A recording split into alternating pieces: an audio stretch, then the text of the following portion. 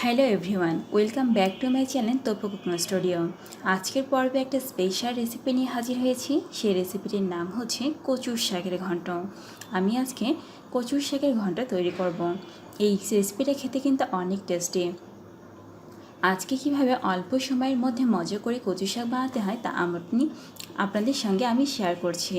আমাদের চ্যানেলে নতুন রেসিপি দেখার জন্য অবশ্যই আমাদের চ্যানেলকে সাবস্ক্রাইব করুন, পাশে থাকা বেল আইকনে ক্লিক করুন।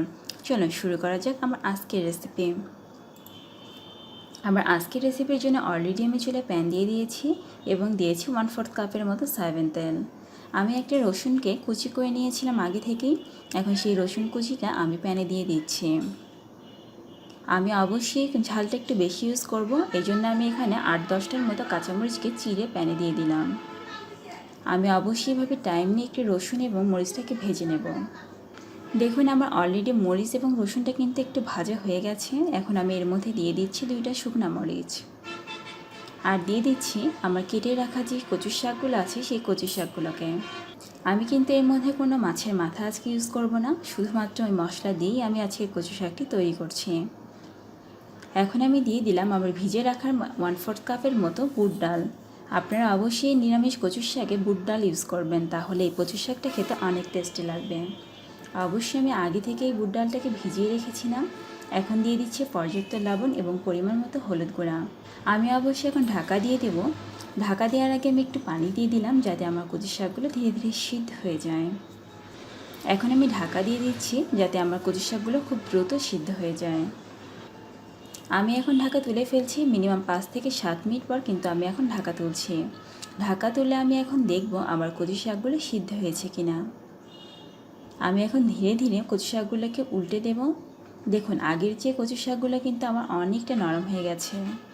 অবশ্যই শাকটাকে খুব ভালো মতো সিদ্ধ করে নিতে হবে। আমি এখানে দিয়ে দিলাম 1/2 কাপের মতো আলু ভাজি। আমি ছোট ছোট করে অলরেডি আলুটাকে কেটে ভেজে রেখেছিলাম। সেই ভাজিটাকে আমি এখন এর মধ্যে মিক্সড করলাম। আমি আবারও 5 মিনিট পর ঢাকা তুলে দেখছি আমার কচু শাকগুলোর কী রকম অবস্থা। আমি এখন খুব সুন্দর মতো এইভাবে হাতা দিয়ে দিয়ে কচু শাকগুলোকে ভালো মতো মিক্সড করে ফেলছি। কচু শাকটা যদি ভালো মতো সিদ্ধ না হয় তাহলে কিন্তু ভাজিটা একদমই ভালো হবে না, এই জন্য খুব সুন্দর মতো আগে সিদ্ধ করে নিতে হবে। এভাবে একটা হাতার সাহায্যে আমি কচু শাকগুলোকে চাপ দিয়ে দিয়ে নাড়ছি যাতে আমার কচু শাকগুলো ভেঙে যায়। ভেঙে গেলে আমার কচু শাকটা অনেক আঠালো আঠালো হবে আর খেতে অনেক টেস্টি লাগবে। কচু শাককে কিন্তু সবসময় আঠালো করেই তৈরি করতে হয়। আমি এভাবে হাতা দিয়ে নেড়ে নেড়ে আমার সব কচু শাকগুলোকে ভেঙে দিয়েছি এবং আরও 3-4 মিনিট আমি এভাবেই কুক করেছি।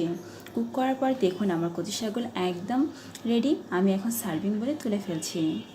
দেখলেন তো কত ইজিলিভাবে আমি তৈরি করে ফেললাম আমার টেস্টি কচু শাকের রেসিপি। আপনারা অবশ্যই এই রেসিপিটা বাসায় ট্রাই করবেন। আপনারা এই রেসিপিটা অবশ্যই ভাতের সঙ্গে ট্রাই করবেন। রেসিপিটা কেমন লাগলো অবশ্যই আমাকে জানাবেন কমেন্ট সেকশনে। আর রেসিপি রিলেটেড যদি আপনাদের কোনো কোশ্চেন থাকে অবশ্যই আমাকে জানাতে পারেন, আমি অ্যান্সার দেওয়ার চেষ্টা করব।